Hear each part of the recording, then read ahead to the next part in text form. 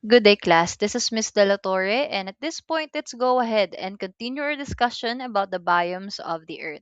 If last time we've talked about land biomes, at this point, we'll be talking about aquatic biomes. Now, aquatic biomes comes in two general categories. We have the marine and the freshwater ones. Though the focus of this lecture will be covering lakes, streams, and estuaries, we'll also be taking note of different abiotic components or factors that affects aquatic biomes, and that includes light intensity, dissolved water, and availability of nutrients. By the way, please take note that temperatures does not vary as much as land biomes when we talk about aquatic biomes. Okay, so, let's first start with marine biomes, which is commonly known as the saltwater biome. So, since ocean is under this type of biome, this covers more than 70% of the Earth's surface. And because of that, it is capable of absorbing solar heat energy during warm seasons and holds it during cold seasons. That's the reason why ocean temperature is kind of fairly stable. Okay? Environmental conditions may vary from region to region within the biome itself. Since it it covers more than 70% of the Earth's surface, we can say that the ocean temperature varies depending on the area where it could be found. Like, for example, the ocean temperature within the polar region is around 0 degrees Celsius because, again, we all know that the polar region is experiencing the least amount of heat coming from the sun, right? Whereas the ocean temperature within or near the equator can range up to 32 degrees Celsius. Now, let's talk about the different animals that can be found within the marine biomes. So, we'll be talking about the different classifications of animals that can be found in the ocean. Starting off with bentos. So, bentos technically refers to the organisms that lived on, in, or near the sea floor, which is called as the benthic zone. And that's the reason why these organisms generally are known as bentos. Now, bentos can come in two forms. We have sessile or sessile bentos, those that are immobile or those who cannot move and therefore are anchored to the substrate, in this case, the seabed. An example of these sessile bentos are sponges, corals, anemones, and barnacles. Okay? On the other hand, we also have another classification of bentos known as the motile one. And the one that you're seeing right now, like sea stars, clams, worms, snails, and crabs, these are examples of motile bentos. So obviously, it's the opposite of the sessile one. These bentos can move on the floor. Another classification of marine animals under marine biomes are that of the plankton. So, planktons are tiny organisms that float or drift within the ocean currents because they cannot swim against the current, they go with the flow. Okay, literally. So some examples of planktons are protozoans, algae, tiny crustaceans, and even larvae of benthos and other type of marine animals. Okay, they also include small jellyfish and worms. Zooplankton and photosynthetic planktons are two general categories or groups of planktons. So technically, zooplanktons and photosynthetic planktons are the same as planktons. The only difference is that zooplanktons are the animal uh, component of planktons. Okay? Um, on the other hand, photosynthetic planktons are obviously the photosynthetic capable planktons that typically acts as the food of zooplanktons.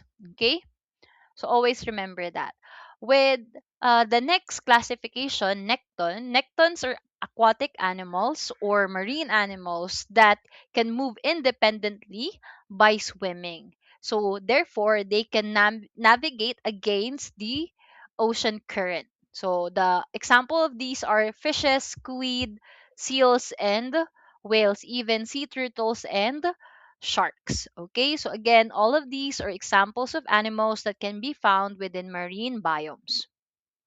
Now, let's talk about the different zonation within the marine ecosystem or marine biome, so that we get to further understand the different organisms and yes, vegetations if present that can be found within these areas. First off is the littoral zone. And if you're going to check on the illustration presented as of now, littoral zone is the area that runs along the shore. Okay? And this is the very region that is mostly affected by tides. Okay? The next area that comes after the littoral zone or the shoreline is what we called as the sublittoral zone.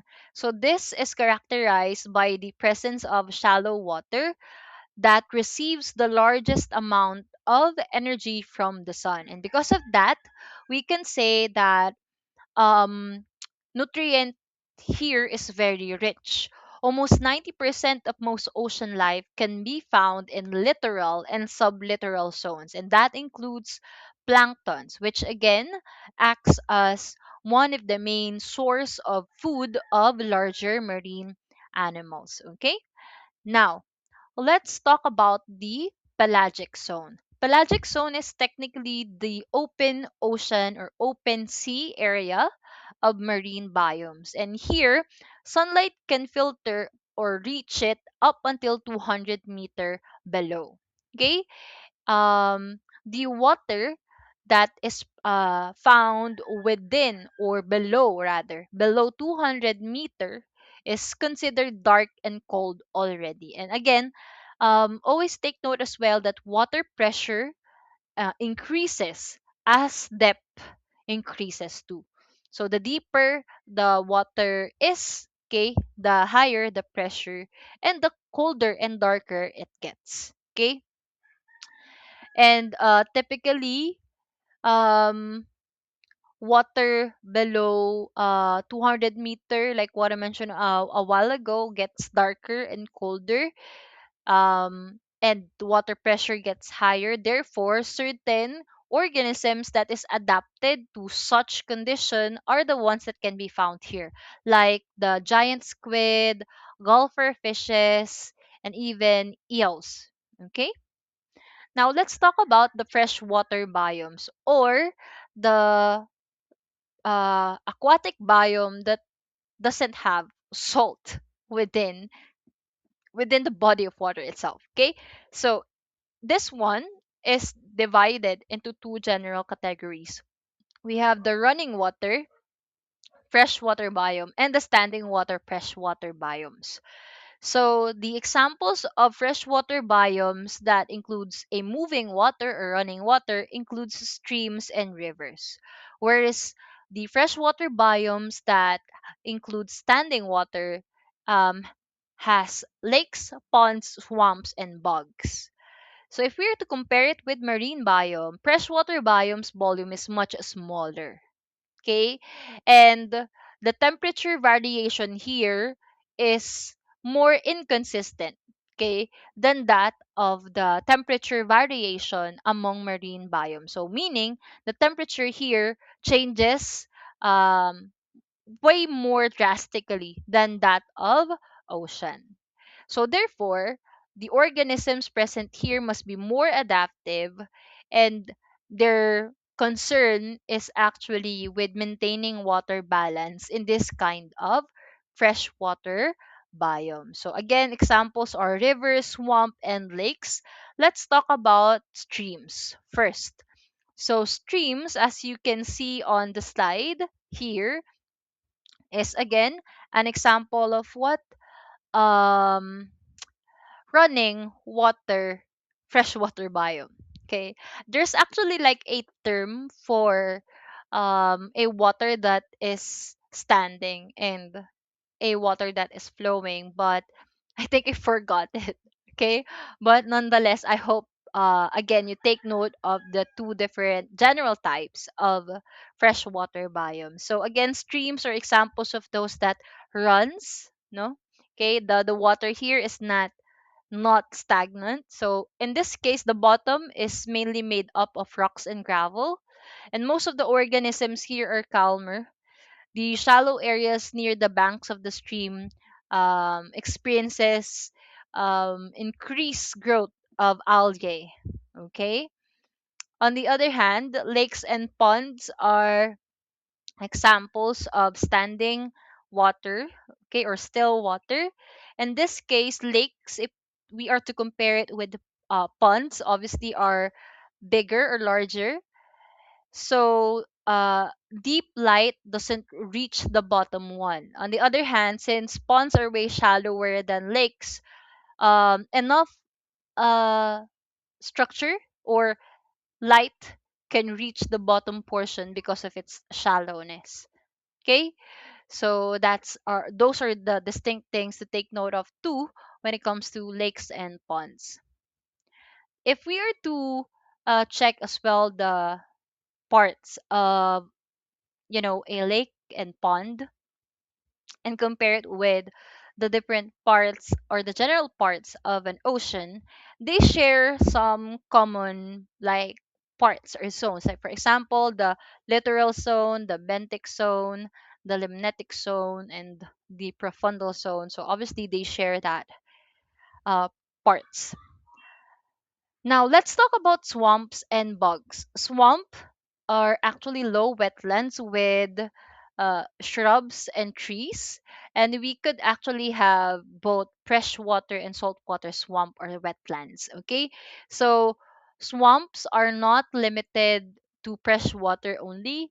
We could also have saltwater swamp or saltwater wetlands, and these are freshwater biomes, or yes, freshwater biome, for example a freshwater swamp, is very important because they act as nesting sites for birds. Okay, bogs on the other hand are actually like shallow bodies of water too, but what separates it from swamp is that it includes sphagnum moss, and then this moss makes these shallow bodies of water acidic, and because of that acidic environment, decay of organic matter here is slow.